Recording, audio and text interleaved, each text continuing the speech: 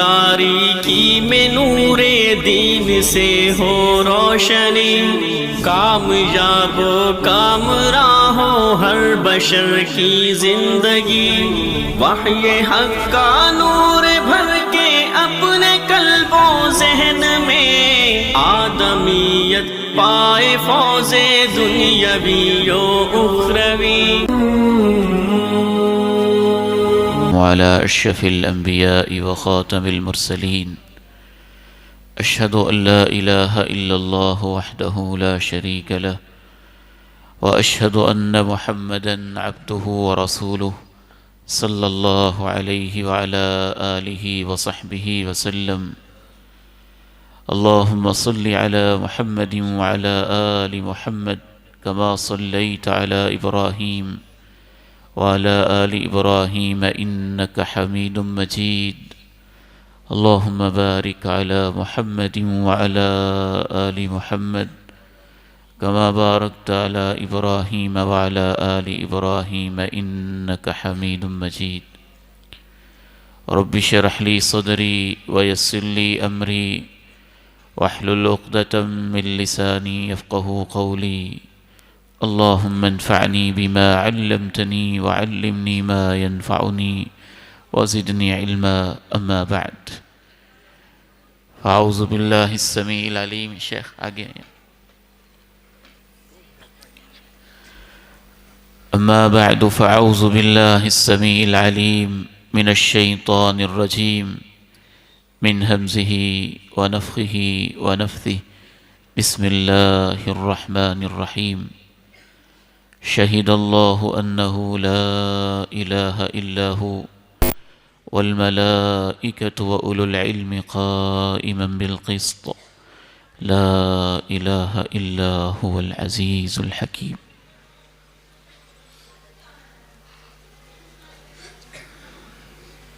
میرے دائیں اور بائیں اہل علم تشریف فرما ہے. یہ تقریب صحیح البخاری شریف ہے، اور اس میں ہمارے شیخ اسٹیج پہ رونق افروز ہیں. صحیح بخاری کی آخری حدیث پہ انشاءاللہ تعالی ان کا مفصل درس ہے. رب کریم ان کی تشریف آوری اور ہم سب کی حاضری قبول فرما لے. میں چاہوں گا کہ اس کا ماحول تقریب والا آپ بنائیں. جو میرے بزرگ بھائی ٹیک لگا کے بیٹھے نا، ذرا ٹیک چھوڑ دیں، ٹیک چھوڑ دیں. اگر کوئی بیمار ہے، تکلیف ہے تو علیحدہ بات ہے، وہ تو ایک عذر ہے نا، تو عذر کے بغیر ٹیک نہیں لگانی ہے. بیٹے صحیح ہو کے بیٹھو، شاباش پیارے بیٹے، توجہ سے بیٹھے. آپ بھی تھوڑا آگے ہو کے بیٹھے. اور باہر جو بچے پھر رہے ہیں، منتظمین سے گزارش ہے کہ ان کو بھی ذرا پیار کے ساتھ بٹھائیں. مجھے یہ بات کہتے ہوئے ندامت بھی محسوس ہو رہی ہے اور شرمندگی بھی کئی چیزوں پہ.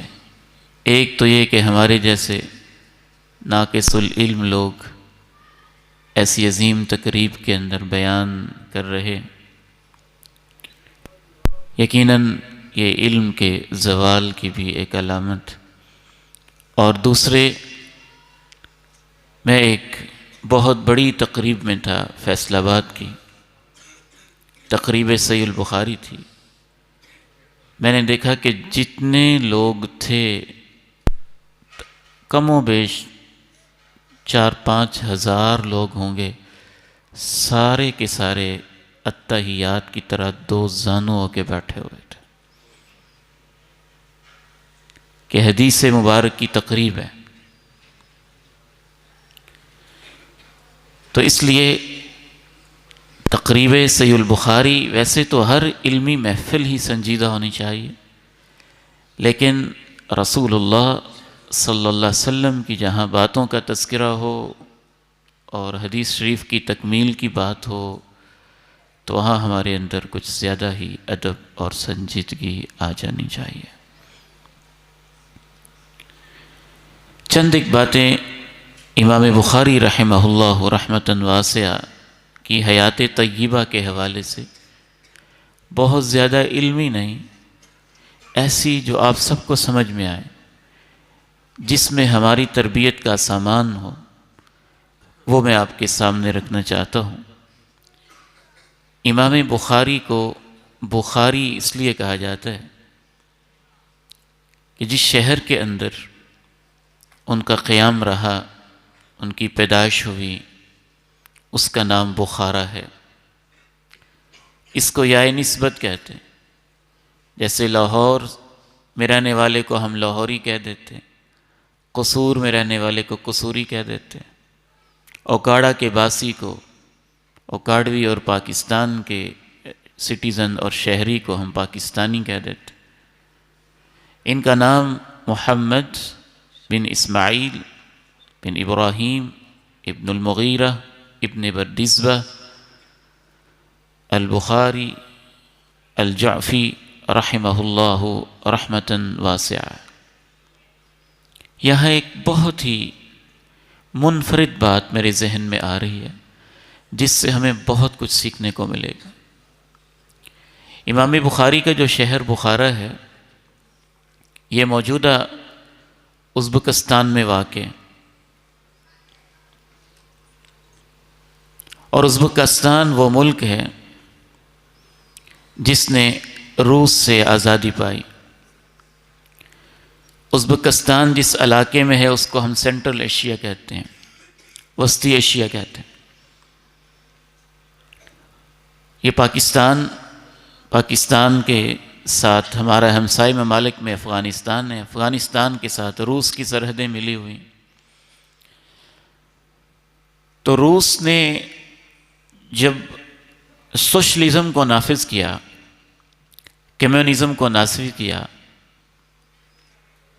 وہ ظلم کیے امام بخاری کے علاقے میں کہ شاید ہم پوری طرح سے سن بھی نہیں سکتے ہیں۔ ایسے ایسے ظلم جدہ میں ایک نوجوان رہائش پذیر ہیں، رائٹر ہیں، وہ لکھتے ہیں کہ ان کو ان کے دادا جی نے بتایا، جیسے ہم پہلے برطانیہ کے انڈر رہتے رہے، تقسیم ہوئی، ملک پاکستان بنا، تو ہمارے بزرگ ہمیں حالات سناتے کہ ہجرت کیسے ہوئی اور کیا تکلیفیں ہوئیں، تو اس علاقے کے لوگ بھی اپنی اپنی نسلوں کو حالات سناتے۔ فرماتے ہیں ایک بڑا سبق ہے اس کے اندر، اس لیے میں عرض کرنا چاہتا ہوں کہ میرے دادا جی نے مجھے بتایا کہ بیٹا، جب کمیونزم نے روس کے اوپر اپنا قبضہ جمایا اور یہ سرخ ریچھ اس نے الہات کا بیج بویا اور لوگوں کو مختلف انداز سے دھوکہ دینے کی کوشش کی، تو سر فہرست ان کا ایک حملہ مساجد اور مدارس کے اوپر تھا۔ مساجد کے اوپر ایسے حملہ کیا کہ بہت بھاری ٹیکس لگا دیے۔ لوگوں نے جب وہ ٹیکس دیے تو جو ٹیکس دیتا روسی حکومت اس کا نام بھی نوٹ کرتی اور پھر ٹیکس دینے والے کو کہتی کہ چونکہ تم نے اتنا بھاری ٹیکس مسجد کو دیا ہے، اس کا مطلب ہے تمہارے پاس کوئی مخفی خزانہ بھی موجود ہے، تو تمہارے اوپر بھی اتنا ٹیکس بنتا ہے، اس کے اوپر بھی ٹیکس لگا دیتے۔ مسجد کے جو اوقاف تھے وہ بھی حکومت نے اپنی تحویل میں لے لیے، اور ظلم کی انتہا یہ ہوئی کہ قرآن مجید کے چھاپنے پر پابندی لگا دی گئی اور اس کے نسخے ضبط کر دیے گئے، قرآن کی تعلیم کے ادارے بند کر دیے گئے، اور امت نے ایسا زوال دیکھا کہ اس ہمارے نوجوان رائٹر ارسلان کے دادا جی ان کو بتاتے ہیں کہ ایک وہ وقت بھی آیا کہ روسی حکومت نے اعلان کیا کہ مسلمان اپنی عورتوں کو لے کے مسجد میں جمع ہو جائیں۔ مجبور تھے، پولیس کے زور پہ ان کو جمع کیا گیا، جو نہیں آئے گا اس کے ساتھ یہ وہ ہوگا۔ جب ہماری مائیں بہنیں اور بیٹیاں مسجد میں پہنچیں تو روسی پولیس اور روسی سرکاری اہلکاروں نے ان سب کے دوپٹے اتار کے کہا کہ آج کے بعد تم آزاد ہو اور مذہب کی پابندیاں تمہارے اوپر سے ختم ہے۔ زبردستی دوپٹے اتارے، علماء کو اکٹھا کیا، 70 کے قریب علماء کی ایک میٹنگ بلائی اور ان سے کہا کہ جس طرح عرب کے اندر محمد کریم علیہ السلام تشریف لائے تھے، روس میں لینن پہنچا اور اس نے جو اشتراکی نظام متعارف کروایا، جو سوشلزم کمیونزم متعارف کروایا، آج کے بعد یہ نظام تمہارے دین کے مطابق ہے اور ہمیں اس کے اوپر دستخط کر دو کہ جو کچھ روسی حکومت کہتی ہے یہ بالکل ہمارے دین کے مطابق ہے، دین اس میں کوئی رکاوٹ نہیں ڈالتا۔ اور جس طرح سے محمد کریم علیہ السلام نے عرب کے اندر نئی ریاست اور نیا نظام دیا تھا، اس طرح لینن نے روس کے اندر نیا نظام دیا ہے۔ علماء نے کہا ہم یہ دستخط نہیں کر سکتے۔ ان کو اٹھایا گیا، گولیوں سے چھلنی کیا گیا، اور جب ایک عالم چھلنی ہوتا اس کے جسم سے خون رستا تو اس کے اوپر چونے کی بوری ڈال دی جاتی تاکہ وہ زخموں سے اور تکلیف برداشت کرے۔ 70 سال تک روس کی یہ ریاستیں، امام بخاری کا یہ علاقہ کمیونزم کے جبر اور ظلم سہتا رہا۔ حیرانی کی بات یہ ہے، مرکز القدس میں، اس دینی مرکز میں بیٹھ کے آپ کو ان مراکز کی اہمیت بھی بتاتا چلوں، 70 سال کے اندر 3 نسلیں گزرتی ہیں۔ ایک نسل پیدا ہوئی، پھر جوان ہوئی، بڑھاپے کو پہنچی، جو بوڑھے تھے وہ قبرستان میں گئے۔ حیرانی کی بات یہ ہے کہ 70 سال کے بعد مسجدیں بند ہونے کے باوجود کچھ مسجدوں کو ڈانس کلب میں بدل دیا، کچھ کو استبل خانوں میں بدل دیا، کچھ کو پارکوں میں بدل دیا، کچھ کو سرکاری دفتروں میں بدل دیا، کچھ کو سرکاری املاک کے نام پہ اپنے قبضے میں لے لیا۔ قرآن کی اشاعت پر پابندی کے باوجود 70 سال کے بعد جہاد افغانستان کی برکت سے جب روس سے یہ ممالک آزاد ہوئے اور امام بخاری کا علاقہ بھی آزاد ہوا، بخارا سمرقند ازبکستان بھی آزاد ہوا، تو 70 سال پابندیوں کے باوجود ان علماء کی قبروں پہ اللہ کروڑوں رحمتیں فرمائے۔ ہر گھر کے اندر قرآن پڑھنے والے اور قرآن کے حافظ پھر بھی موجود تھے۔ پوچھا گیا یہ کیسے ہوا؟ انہوں نے بتایا کہ جہاں کوئی عالم بیٹھا ہوا تھا اس عالم کے گھر تک خفیہ سرنگ بنائی گئی، اور خفیہ سرنگ کے ذریعے سے دین کے یہ مدارس اور مراکز پھر بھی ان علماء نے آباد رکھے۔ علامہ اقبال رحمہ اللہ جب اندلس سے واپس آئے تو انہوں نے کہا تھا ان مدرسوں کو باقی رہنے دو، ان مسجدوں کو باقی رہنے دو، چٹائی پہ بیٹھنے والے ان بوریا نشینوں کو جو یہ قال اللہ قال الرسول کی صدائیں بلند کر رہے ہیں، ان کو ایسے ان کی حالت پہ رہنے دو۔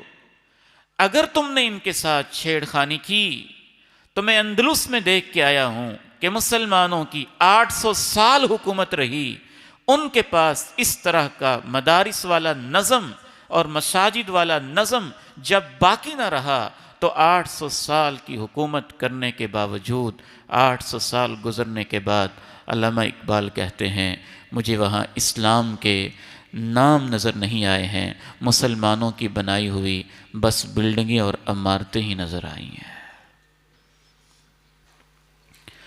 شہید اللہ انہ لا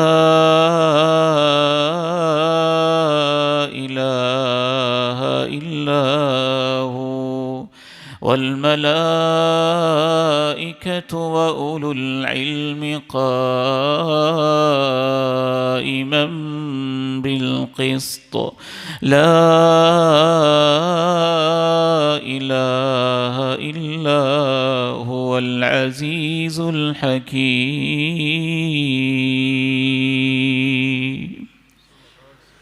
شاید یہی وجہ ہے کہ اللہ نے اپنی توحید کی گواہی کے لیے اپنی مخلوق میں سے صرف فرشتوں کا نام لیا اور انسانوں میں سے صرف علماء کا نام لیا ہے کہ وہ میری توحید کے گواہ ہیں۔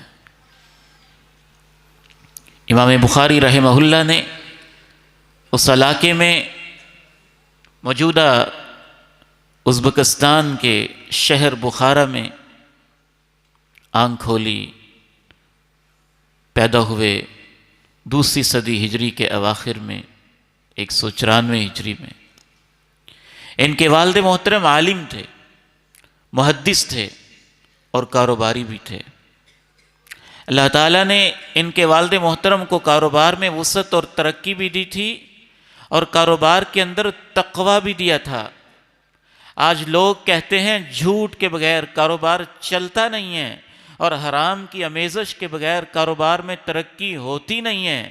امام بخاری رحمہ اللہ کے والد محترم جب دنیا سے جا رہے تھے، موت و حیات کی کشمکش میں تھے، نزع کے عالم میں تھے اور اس کیفیت میں جھوٹ بولنے کا کوئی سوچ بھی نہیں سکتا، اس وقت امام بخاری کے والد محترم کہتے تھے کہ میرے مال کے اندر درہمن من حرام ولا درہم من شبہۃ، حرام کا ایک پیسہ ہونا تو دور کی بات ہے، میں نے اپنے کاروبار کے اندر شبہ والا ایک پیسہ بھی نہیں آنے دیا۔ جب مال اتنا حلال ہوتا ہے تو پھر اولاد امام بخاری بنتی ہے۔ شہید اللہ انہ لا الہ الا ہو والملائکة وأولو العلم قائما بالقسط لا إله إلا هو العزيز الحكيم۔ امام بخاری ابھی 2 سال کے بچے ہی تھے کہ ان کے والد محترم اللہ کو پیارے ہو گئے۔ مدارس میں یتیم بچے بھی ہوتے ہیں اور بعض دفعہ یتیم بچے یہ سوچنے لگتے ہیں کہ میرا تو ابو ہی میرے سر پہ نہیں ہے، میرا کیا بنے گا۔ اس سال میں شیخ محترم اور شیخ اکرم صاحب کی موجودگی میں تحدیث نعمت کے طور پہ اور بچوں کی حوصلہ افزائی کے لیے عرض کرنا چاہتا ہوں۔ ہمارے پاس راجوال ادارے میں ایک یتیم بچہ پڑھتا تھا اور اس نے اس سال 18 کتابیں متون علمی یا زبانی حفظ کیے ہیں۔ امام کائنات علیہ السلام، اس کائنات کی سب سے عظیم ہستی محمد کریم علیہ السلام، اللہ نے بھی ان کو تو یتیمی کے دکھ ان کو بھی تو دیے تھے۔ سب سے بڑی حفاظت اللہ کی ہوتی ہے اور کبھی بھی کسی یتیم بچے کو یہ نہیں سوچنا چاہیے کہ میرا باپ سر پہ نہیں ہے تو کیا بنے گا، اللہ تو ہے نا۔ واللہ خیر حافظا، اس سے بہتر حفاظت کرنے والا کوئی نہیں ہے۔ تو امام بخاری ایک یتیم بچہ تھا، اس یتیم بچے کی ماں نے بھی کیسی سمجھداری کی، باپ کا جتنا پیسہ تھا اسے سنبھال کے رکھا اور اس معصوم بچے کو دین کے ایک ادارے میں، خیر کے ایک مرکز میں، سارے ہی مرکز اس وقت دین کے ہوتے تھے اور سارا نظام تعلیم ہی دین والا ہوتا تھا۔ کتاب نرسری اسکول کو کہتے تھے، کتاب میں داخل کروا دیا۔ تو نرسری لیول کا جو کتاب والا لیول ہوتا تھا پڑھنے کا، امام بخاری رحمہ اللہ اس میں داخل ہوئے تو امام بخاری رحمہ اللہ کہتے ہیں الہمت حفظ الحدیث وانا فی الکتاب، ابھی میں نرسری میں پڑھتا تھا، مکتب میں پڑھتا تھا، پرائمری لیول میں پڑھتا تھا، چھوٹی عمر میں ہی پڑھتا تھا، اللہ نے اس وقت سے ہی خود میرے دل میں ڈال دیا کہ بخاری تو نے اللہ کے پیغمبر کی حدیثیں حفظ کرنی ہے. اللہ نے ڈال دیا. اللہ پسند کر لیتا ہے اپنے بندوں کو. تو امام بخاری رحمہ اللہ نے حدیثیں حفظ کرنا شروع کر دیں، اور اللہ نے ایسا حافظہ دیا. وقت کے استاد کے درس میں بیٹھے ہیں اور وقت کے استاد ایک سند پڑھتے ہیں، اور اس سند کے اندر کچھ خطا ہو جاتی ہے.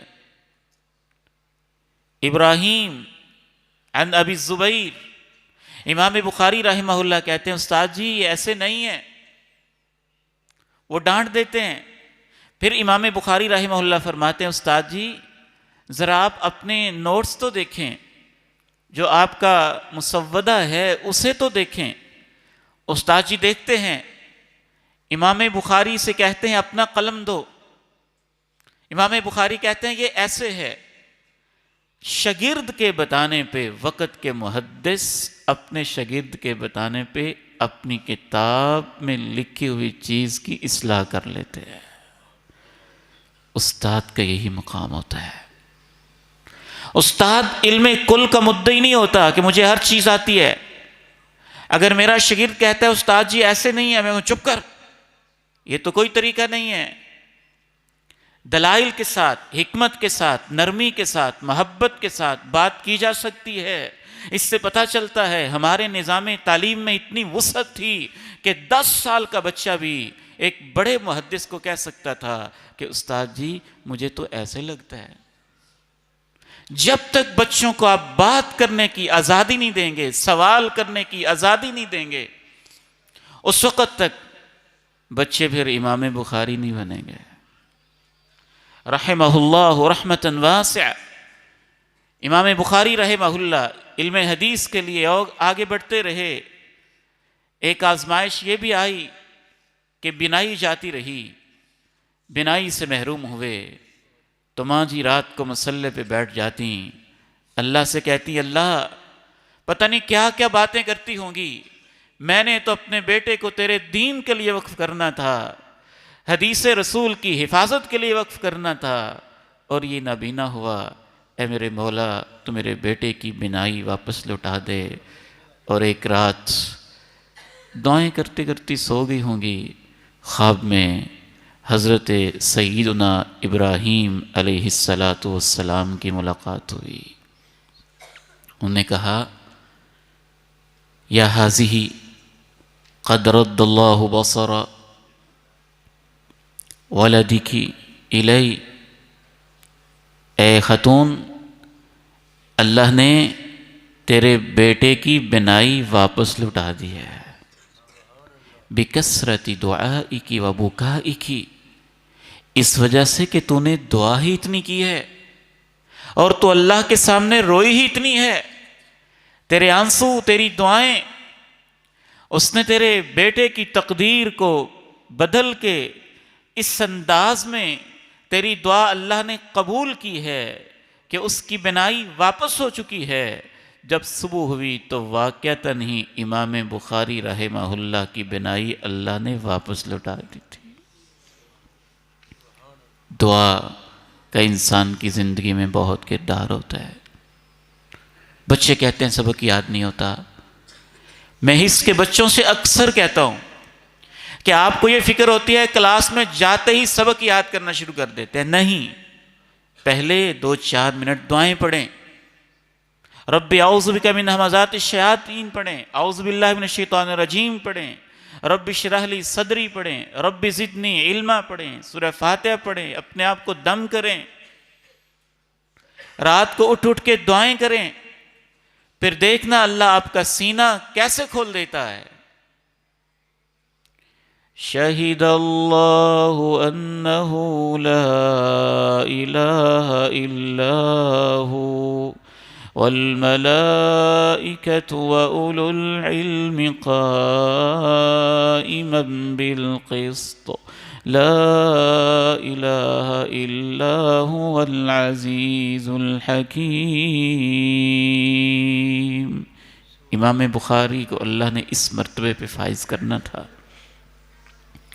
اپنے علاقے میں مختلف محدثین سے علم حاصل کیا، اور محدثین کا یہی منہج ہے، سب سے پہلے جو اپنے علاقے میں علماء مشائخ ہوتے ان سے استفادہ کرتے، پھر بڑے مشائخ کے پاس چلے جاتے۔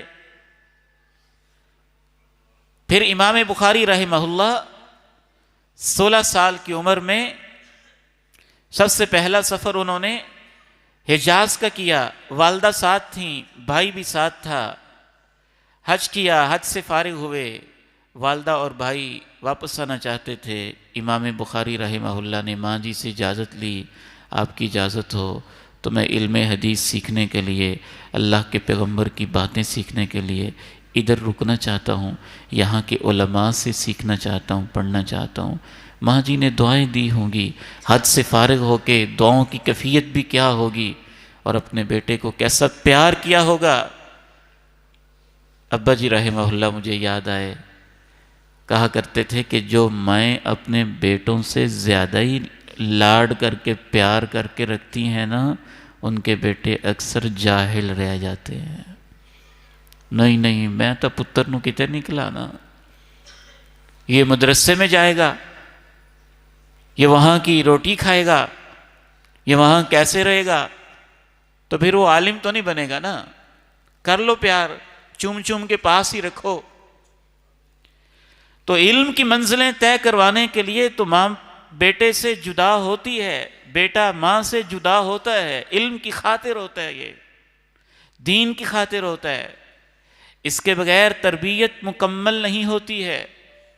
یہ معصوم ہمارے بیٹے، اور میں تو کہتا ہوں یہ ننھے فرشتے، سچی بات ہے کہ اذان سے 1 گھنٹہ پہلے جب اٹھ کے قرآن پڑھ رہے ہوتے ہیں تو ایک عجیب دل میں کیفیت پیدا ہوتی ہے، اور دعا نکلتی کہ اللہ ان بچوں کو مستقبل کے علماء بنا دے، ان کو اپنے اپنے میدانوں میں کامیاب فرما دے۔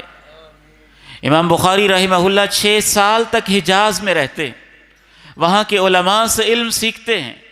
آج کے طالب علم کا سب سے بڑا مسئلہ یہ ہے کہ یہ شارٹ کٹ راستے ڈھونڈتا ہے، 2 سال میں عالم بن جاؤں، 5 سال میں عالم بن جاؤں، 1 سال کے اندر 10-12 تقریریں رٹ کے یہ بھاگ جاتا ہے، اور یہ سمجھتا ہے کہ میں تو خطیب بن گیا ہوں، مجھے علم کی کیا ضرورت ہے۔ میں اپنے بیٹوں سے کہنا چاہتا ہوں، میں نے ایسے بچے بھی دیکھے جو 25 سال کے بعد پچھتاتے اور روتے پائے گئے، اور خود مجھے آ کے کہنے لگے استاد جی آواز بڑی پیاری تھی، تقریر بڑی کرتا تھا، کھانا اچھا مل جاتا تھا، میں نے کہا اب آگے پڑھ کے کیا کرنا ہے، دوسری کلاس میں بھاگ گیا، اب 10 تقریریں یاد ہیں، جب پوری ہوتی ہیں مسجد بدل لیتا ہوں۔ علم آخر تک پڑھیں، خوب پڑھیں، دل لگا کے پڑھیں، زندگیاں لگائیں اس کے لیے۔ اگر آپ کے والدین نے آپ کو وقت دیا ہوا ہے تو پڑھیں اور خوب پڑھیں۔ امام بخاری رحمہ اللہ 16 سال کی عمر تک بھی پڑھتے رہے، پھر 6 سال تک حجاز کے مختلف علماء سے پڑھتے رہے، بصرہ میں چلے گئے، بصرہ کے اندر گئے، بغداد میں گئے، کوفہ میں گئے، مختلف علاقوں کے اندر تقریباً اگر جائزہ لیا جائے تو آج کے حساب سے 6-7 ملکوں کے امام بخاری رحمہ اللہ نے سفر کیے، اور آج کے اس دور میں بھی ہم اتنے اساتذہ سے نہیں پڑھتے جتنے اس دور میں امام بخاری نے اساتذہ سے پڑھا۔ امام بخاری خود فرماتے ہیں کہ کتبت عن 1080 نفسا، میں نے اللہ کی پیغمبر کی حدیث سے 1080 اساتذہ سے سیکھی ہیں، 1080 اساتذہ سے، اور استاد بھی چن کے دیکھتے تھے۔ یہ نہیں کہ جو بھی یوٹیوب پہ آ گیا ہمارا استاد بن گیا، اور جس کے فیس بک کے اوپر ویورز زیادہ ہو گیا ہم نے اس کو استاد بنا لیا، جاہل مجہول سے علم سیکھنا شروع کر دیا، نہ اس کے عقیدے کا پتہ، نہ کردار کا پتہ، نہ اخلاق کا پتہ، نہ ایمان کا پتہ، نہ پس منظر کا علم۔ ہر مجہول سے دین کا علم نہیں سیکھا جاتا۔ امام بخاری رحمہ اللہ فرماتے ہیں میں نے 1080 80 اساتذہ سے علم حاصل کیا اور میں نے کسی ایسے استاد سے علم حاصل نہیں کیا جو بدعت والا ہو. جس سے بھی میں نے علم حاصل کیا اس کے عقیدے کو دیکھا. جب اس کا عقیدہ ہوتا تھا الایمان قول و عمل، ایمان قول اور عمل کا نام ہے، پھر میں اس سے علم حاصل کرتا تھا. نعرہ تکبیر، بیت الرحمان محسن صاحب، نعرہ تکبیر. اے درس بخاری چ نعرے نہیں لائی دا، جلسے چ چل جل جاندے. تو امام بخاری رحمہ اللہ رحمۃ واسعہ، بہرحال ہمارے بزرگ ہیں، ان کا اپنا جذبہ ہے، لیکن ہر محفل کا اپنا ایک ادب اور وقار ہوتا. تو امام بخاری رحمہ اللہ، اور میں اپنے طلبہ سے، نوجوان بیٹوں سے کہنا چاہتا ہوں، آج فتنوں کا دور ہے. آپ دیکھتے ہیں کہ یوٹیوب پہ اس کی بڑی شہرت ہے. کوئی پتہ نہیں، اخلاق، کردار، رویہ، عقیدہ، کچھ علم کچھ نہیں پتا. ہر مشہور سے نہیں علم سیکھا جاتا. یہ دین کا علم ہے، یہ علماء سے سیکھا جاتا ہے، متقی لوگوں سے سیکھا جاتا ہے، جن کے کردار، اخلاق، علم سے آپ واقف ہوں. اور وقت کے علماء کہیں کہ واقعتاً یہ اس لائق ہے کہ اس سے دین سیکھا جائے تو اس سے سیکھا جاتا ہے. بات زیادہ طویل نہ ہو جائے، آخری 10 منٹ کے اندر انشاءاللہ ہم بات کو سمیٹتے ہیں. ساتھ ساتھ ہم نے سبق سیکھنے ہیں نا اصل میں امام بخاری رحمہ اللہ کی زندگی سے. تو 1080 مشائخ سے علم حاصل کیا. امام بخاری کو اللہ نے ایسا حافظہ دیا تھا، ایسا حافظہ دیا تھا، ایسا حافظہ دیا تھا کہ آج کے دور کے لوگ شاید ان کی عقل قبول نہیں کرے گی کہ ایسے بھی لوگ ہوتے ہیں. لیکن ایسے لوگ ہوتے بھی تھے اور اب بھی ہیں. انشاءاللہ اب بھی ان کی نشانیاں موجود ہیں. اللہ اپنے دین کے لیے لوگوں کو پسند کرتا ہے. امام بخاری رحمہ اللہ تعالی کے ایک کلاس فیلو بیان کرتے ہیں، حاشد، امام حاشد رحمہ اللہ، اختلفنا الى مشائخ البشرہ 16 یوما. ہم لوگ بصرہ کے علماء سے حدیثیں سننے کے لیے 16 دن تک جاتے رہے. سب کے پاس کاپیاں ہوتی تھیں، وہ حدیثیں سنتے تھے، لکھتے جاتے تھے. امام بخاری کے ہاتھ میں کچھ بھی نہیں ہوتا تھا. فَلُمْنَاهُ بَعْدَ 16 یوما. 16 دن جب گزر گئے تو ہم نے امام بخاری کو ایسے ہی کہا کہ تم کیا کرنے آئے ہو؟ نہ تمہارے ہاتھ میں پینسل قلم ہوتا ہے، نہ تمہارے ہاتھ میں لکھنے کے لیے ورقہ ہوتا ہے، ایسے استاد کے پاس آ جاتے ہو. امام بخاری رحمہ اللہ نے کہا کہ تم نے کتنی حدیثیں 16 دنوں کے اندر لکھی ہیں؟ امام بخاری کے کلاس فیلو کہتے ہیں کہ ہم نے اپنے رجسٹر ورقے کھول کے دیکھے تو 16 دن کے اندر 15,000 حدیثیں ہم لکھ چکے تھے. میں طلبہ دین سے کہتا ہوں کہ ہم پورے سال میں بھی اتنی حدیثیں نہیں پڑھتے. 15,000 حدیثیں 16 دن کے اندر ہم اپنے شیخ سے لکھ چکے تھے. صرف سننے کی بات نہیں ہو رہی، شیخ سے سن کے لکھ بھی چکے تھے. وہ کہتے ہیں امام حاشد رحمہ اللہ، امام بخاری کے کلاس فیلو کہتے ہیں بخاری نے ہمیں کہا کہ اچھا تم اپنے پیپر کھولو اور میں تمہیں 15,000 حدیثیں زبانی سنا دیتا ہوں. تو 15,000 حدیثیں امام بخاری نے سنائیں. حاشد ابن اسماعیل کہتے ہیں حتی جعلنا نحکم کتبنا. ایسی خوبصورت سنا رہے تھے امام بخاری، ایک ایک لفظ ایسے اپنی جگہ پہ تھا کہ ہم امام بخاری سے سن کے اپنی لکھی ہوئی الفاظ کی تصحیح کر رہے تھے. اللہ چنتا ہے کچھ لوگوں کو، اور یہ بعید نہیں ہے. آج بھی سعودی عرب کے اندر ایک نوجوان حرم مکی میں ملنے والے، اس سے ہمارے بچے نے مجھے بتایا، جو اس وقت بھی حرم میں پڑھ رہا ہے. سوشل میڈیا پہ بھی اس کی ویڈیو بڑی وائرل ہوئی. اللہ کے فضل سے اس نابینا نوجوان نے چھوٹی سی عمر میں مکمل صحائے ستہ کتب ستہ زبانی یاد کیے ہیں. اور شیخ یحییٰ اس سے کہتے ہیں الحدیث الذی بعد الذی بعد الذی بعد الذی بعد الذی بعد، حدیث نمبر فلاں، بعد والی پڑھو، اگلی پڑھو، اگلی پڑھو، پچھلی پڑھو، اس سے آگے والی، اس سے آگے والی، فر فر یوں سناتا ہے جیسے اللہ نے اس کے دماغ کو کمپیوٹر بنایا ہوا.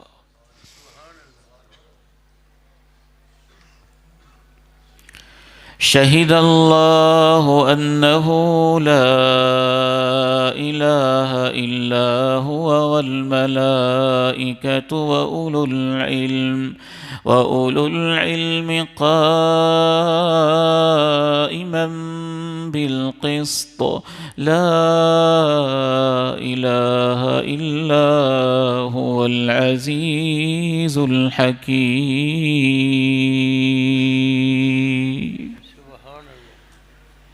اور بعض دفعہ اس حافظے کی ساری برکت کی بنیادی وجہ انسان کا تقوی بھی ہوتا ہے. امام بخاری میں ایسا تقوی تھا، ایسی پرہیزگاری تھی، ماں باپ بھی نیک، رزق بھی برکت والا، کمائی بھی حلال کی. جتنا مال امام بخاری کو ملا سارے کا سارا انویسٹ کر دیا، شیئر پہ دے دیا، مزاربت پہ لگا دیا کہ میں خود تو کاروبار نہیں کر سکتا، والد محترم سے اتنی وراثت ملی ہے، کسی کو حصے پہ دے دیا. اور جتنا نفع ملتا بہت بڑا نفع ملتا. امام بخاری رحمہ اللہ کو روزانہ 500 درہم ملتے تھے روزانہ، اور 500 کے 500 امام بخاری رحمہ اللہ علم پہ لگا دیتے تھے اور اپنے ساتھی طالب علموں پہ لگا دیتے تھے. انہی پہ خرچ کرتے رہتے تھے، انہی پہ خرچ کرتے رہتے تھے. اور خود اتنی سادہ زندگی بسر کرتے تھے کہ امام بخاری رحمہ اللہ ایک دفعہ بیمار ہو جاتے ہیں، اور جو جیسے ایک یورین ٹیسٹ ہوتا ہے اس دور کے اندر پیشاب کو قارورہ میں پرانے دور کے حکیم بھی ایک شیشے کی کسی چیز میں ڈالتے تھے اور قارورہ چیک کرتے تھے، اور وہ ان کا ٹیسٹ ہوتا تھا، وہی ان کی لیبارٹری ہوتی تھی.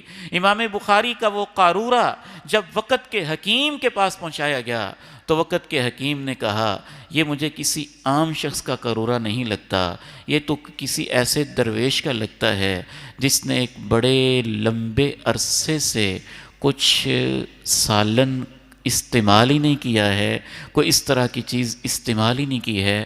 وہ امام بخاری کے پاس آئے کہ آپ کے قارورہ کے بارے میں جو حکیم یہ کہہ رہا ہے، تو امام بخاری نے کہا حکیم ٹھیک کہتا ہے، 40 سال گزر چکے ہیں میں نے سالن نہیں چکھا ہے، سادہ روٹی کھا لی جو ملی. ظاہر ہے پردیس میں اس کو بنانا یہ نہیں، یہ کوئی دین کا حصہ نہیں ہے، یہ کوئی عبادت نہیں ہے سالن ترک کرنا، مصروفیت. پردیس میں خود کھانا بنانے پہ وقت لگے گا، سالن پکانے پہ وقت لگے گا، روٹی دودھ کے ساتھ لے لیتے ہوں گے، کسی اور چیز کے ساتھ لے لیتے ہوں گے. جیسے ہمارے کتنے ہی بزرگ، اور یہ کوئی بعید بات بھی نہیں ہے. میری والدہ محترمہ رحمہ اللہ نے خود مجھے بتایا کہ بیٹا ہمارے دور کے اندر تو ہمارے گھروں میں ایک ہفتہ سالن نہیں پکتا تھا. میں نے کہا کیسے گزارا کرتے تھے؟ کبھی لسی کے ساتھ کھا لیتے تھے، کبھی مرچوں کے ساتھ کھا لیتے تھے، کبھی دودھ کے ساتھ کھا لیتے تھے، کبھی پیاز کے ساتھ کھا لیتے تھے. سادگی اتنی ہے، دولت بھی ہے، پیسہ بھی ہے، اور وہ اللہ کی راہوں میں لگا رہے ہیں، خود سادگی کی زندگی بسر کر رہے ہیں. اور تقوی اس قدر زیادہ اللہ رب العزت نے نصیب فرمایا کہ امام بخاری رحمہ اللہ کہتے ہیں جب سے یہ علم حاصل کیا ہے کہ غیبت حرام ہے، آج تک میں نے کسی انسان کی غیبت نہیں کی ہے. امام بخاری کہتے ہیں مجھے امید ہے کہ قیامت کے دن جب اللہ حساب لے رہا ہوگا کوئی بندہ ایسا نہیں ہوگا جو اللہ کی عدالت میں میرے بارے میں کوئی دعویٰ کرے کہ میں نے بخاری سے یہ لینا ہے، یا اس نے میرے اوپر یہ زیادتی کیا ہے، یا اس نے میرے بارے میں یہ بولا ہے. ارجو اللہ یکون لی خصم عند اللہ سبحانہ وتعالی. اتنا تقوی کہ ایک دفعہ ایک نابینے شخص سے معافی مانگنے آ جاتے ہیں. آپ نابینے ہیں، مجھے معاف کر دیں. کہتے کیا آپ نے کیا کیا میں معاف کر دوں؟ کہتے ہیں کہ ایک دفعہ آپ بیٹھے ہوئے تھے، یوں ہاتھ ہلا رہے تھے، اور نابینا لوگ بعض دفعہ بیٹھے ہاتھ کی ان کی کافی موومنٹ ہوتی، سر کی بھی موومنٹ ہوتی ہے. آپ ہاتھ ہلا رہے تھے، سر ہلا رہے تھے، اور میں آپ کو دیکھ دیکھ کے ہنس رہا تھا، کہیں یہ اس کے اوپر اللہ میری پکڑ نہ کر لے. آپ تو دیکھ نہیں رہے تھے، میں تم سے اس لیے معافی مانگنے آیا ہوں. شہد اللہ انہ لا الہ الا ہو والملائکۃ وأولو العلم قائما بالقسط لا الہ الا هو العزیز الحکیم. آخری بات عرض کر کے اجازت چاہتا ہوں. امام بخاری رحمہ اللہ کا نام اللہ نے دنیا میں بہت بلند کیا، حتیٰ کہ امام بخاری کے استاد بھی اپنے شاگرد کی تعریف کرتے تھے، اور اساتذہ کو اپنے شاگردوں کی تعریف کرنی چاہیے. اس سے ان کی حوصلہ افزائی ہوتی ہے، ان کو اپریشیٹ کرنے والی بات ہوتی ہے. امام قتیبہ بن سعید رحمہ اللہ تعالی کتب ستہ کے مصنفین کے مشترکہ شیخ ہیں.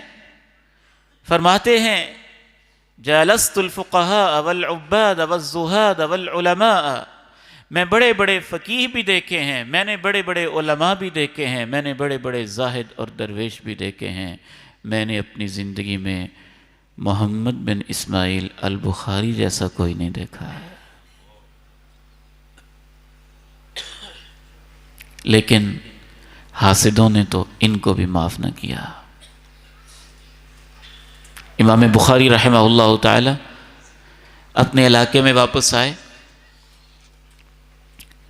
تو وقت کا جو حکمران تھا، والی تھا، اس کو والی کہا جاتا تھا، جیسے ایک علاقے کا گورنر ہوتا ہے. تو ان کے سامنے بعض علماء نے بیان کیا کہ امام بخاری نے کتاب لکھی ہے التاریخ الکبیر، اور اتنی عظیم الشان کتاب ہے، اگر آپ اس کو دیکھ لیں تو آپ سمجھیں کہ اس نوجوان نے تو جادو صفت کو چیز لکھ دی ہے، کمال کر دی ہے کتاب لکھ کے. تو اس نے امام بخاری کو پیغام بھیجا کہ میں اس علاقے کا گورنر ہوں، میں یہ کتاب پڑھنا چاہتا ہوں، اور میرا بیٹا بھی پڑھنا چاہتا ہے، آپ ہمارے گھر آ کے ہمیں یہ کتاب پڑھا دیں. امام بخاری رحمہ اللہ نے کہا لا ازل العلم علی ابواب السلاطین، اللہ کے پیغمبر کی حدیث کے علم کو میں حکمرانوں کے دروازوں پہ جا جا کے ذلیل نہیں کر سکتا. کہ میں تمہارے گھر آؤں اور میں آ کے پڑھاؤں اور آپ کا بیٹا ہو اور کسی کو وہاں داخلے کی اجازت نہ ہو.